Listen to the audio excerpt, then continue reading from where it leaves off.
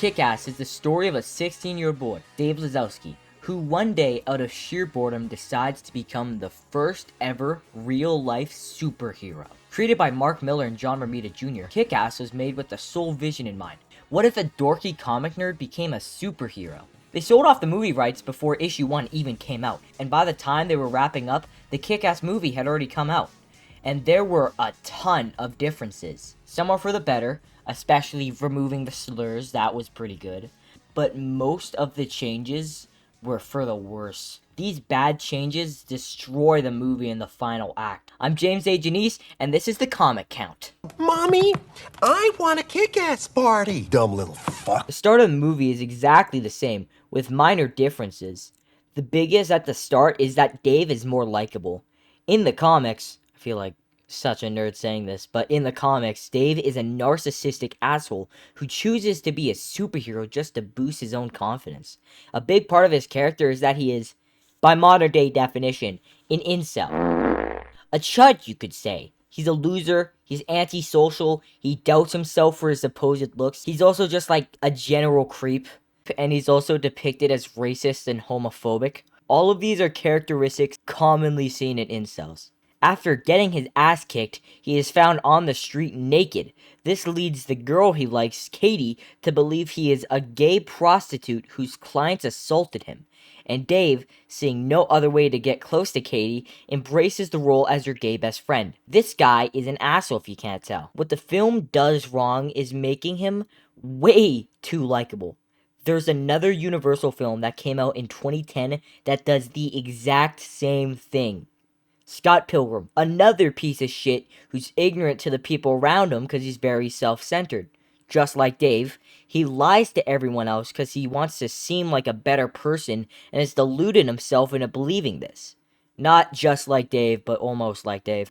In the movie version of Scott Pilgrim, he's clumsy, forgets things unintentionally, comedic, caring, a hopeless romantic, and worst of all, he's played by Michael Cera. You could also say these guys are similar because they had their hair colors changed for no reason. Mommy, I want a Kick-Ass party, dumb little fuck. And you landed on Red Mist. Well, it was between that and Cannel Cove. Why the fuck was between that and Cannel Cove? They introduced Red Mist way earlier in the movie, having him show up to their comic shop in the first 10 minutes. Red Mist has a severe costume change and is shown to be an equal to Dave, if not better. In the comic, Dave rushed head-on into a burning building, believing there was a person in there, while Red Mist initially cowers away. In the film, Red Mist is the one who wants to actually go in the building because it's his father's business, while Kickass is being a coward and not wanting to go in. Also in the comic, Red Mist and Kickass had known each other for a slightly longer period of time, with them being somewhat friends, with the reveal that he was evil and was playing hero to lure out Big Daddy, Hit Girl, and his personal vendetta against Kickass, even telling Dave he jerked off to the idea of torturing him. In the movie, they have him do the exact same thing, except he actually likes Kickass and views him as a friend, begging his father to keep him alive. Later, they fight and they knock each other out at the same time. In the comic, they're not equals because Dave actually put in the work to be a hero. He didn't just get a nice car and a costume, he put in the work and actually wanted to help people. Sure, it was for his own selfish desires, but he was still morally superior to Red Mist, who he beats insanely quickly while injured. Again, the movie portrays them equally, almost forgetting Dave is the better vigilante. I'm saying vigilante because they're not superheroes, they're not have powers. Mommy, I want a Kick-Ass party, dumb little fuck. Before I get to the biggest changes in the film, I want to talk about the villain. They changed his name from John Genovese to Mark D'Amico. The comic falls flat with the villains the hardest, having them just be a random mafia family that do nothing. The movie fleshes them out, giving them an albeit shitty relation to Big Daddy and Hit Girl. They add a scene where Mark kills a Kick-Ass cosplayer, thinking he's the real guy. We get to see Mark D'Amico hate superheroes even more throughout the film, slowly turning into a way worse Kingpin. All the changes to them are mainly for the better. Mommy, I want a Kick-Ass party, dumb little fuck. Big Daddy and Hit Girl stay almost exactly the same. Hit Girl is almost perfect except for the purple wig and playing even more into the fact that she's a kid and kills people. But Hit Girl aside, the biggest changes in the film go right into Big Daddy, whose entire origin story is changed. Big Daddy was a former cop who got too close on the D'Amico case when the mob frames him as a drug dealer, and then he gets arrested, gets out, and trains his now orphaned daughter to be an assassin, is what he tells people. The real Big Daddy was a boring, sad accountant whose wife hated him. And when his baby daughter was born, he kidnapped her and ran off to become vigilantes with his daughter, who he deluded into believing his mentality. He funded his whole operation by selling his old comic girls.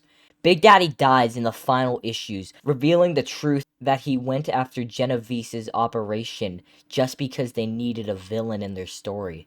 He died a coward. He died believing his daughter had died because of his selfishness. He died because he was just another psycho who let the media influence him to a point that he'd go out and do such a stupid thing, costing him everything. The movie missed out on all of that. And guess when the movie tells the shitty, fake origin story? That's right. Mommy, I want a kick-ass party. Dumb little fuck. Everything with this is just awful. I mentioned Big Daddy's death already, but that's just one of the big problems. Probably the second worst thing is when at the end, Kickass kills a bunch of goons with a jetpack machine gun Hit Girl bought earlier. It's such bullshit, I know. It's like they forget that Dave's only moral high ground here is that he doesn't kill people. It's a really big theme in the comics, too. After the double knockout bullshit, Hit Girl is about to be killed by D'Amico when Dave pulls up with a bazooka and shoots him out of the window and blows him up above the city, with Hit Girl and Kickass flying off on the jetpack machine gun. This ending is such bullshit. It is the polar opposite of the start of the film, removing all the realism by giving him a fucking machine gun jetpack. And remember how I said this was the second worst part of this final act? That's because something else happens that's even worse. There's this one scene in the comic where Dave walks up to Katie's house, screams, "I've been kick-ass all along, and I'm not gay," before running off when she gets to the window. They turn this part of the story into him going into her room, scaring her, getting attacked, and revealing his identity to her, and revealing that, yes, he wasn't gay, with her being dazzled by that, and then spending the night with him, and then being a couple for the remainder of the film. This sucks. Well, not really, but that's only if you knew what the alternative was, because the comic does the way more realistic approach to this scene with a much better payoff. After the final act, Dave talks to Katie, and she tells him that someone came to her window shouting he wasn't gay, and she wanted to know if it was him. He tells her it was, and that he just wanted to get close to her, and pretending to be gay was the only way he knew how. And then she has the reasonable reaction by getting angry that he was manipulating her like this, and she calls over her boyfriend, who, by the way, Dave just ignored the entire time, to kick his ass. This ending is so much more impactful and realistic instead of her just falling for him because he's a superhero. Because it's not like the basic superhero cliches. This is probably, most definitely, the best ending for Dave Lazuski's story. I don't think Kick-Ass is an incel fantasy, but instead an amazing, genius critique on the media's impact on regular people, deluding them into believing that stuff like this is normal. The differences between them are mainly for the worse, but some are for the better. Mainly Chris's introduction and having Dave be played by Quicksilver. I really like Kick-Ass. It could be because I'm a stupid incel chud, but this movie and comic, I will always hold dear to my heart. By the way, I haven't read anything else or watched the sequel, cause I heard they weren't good. I might though.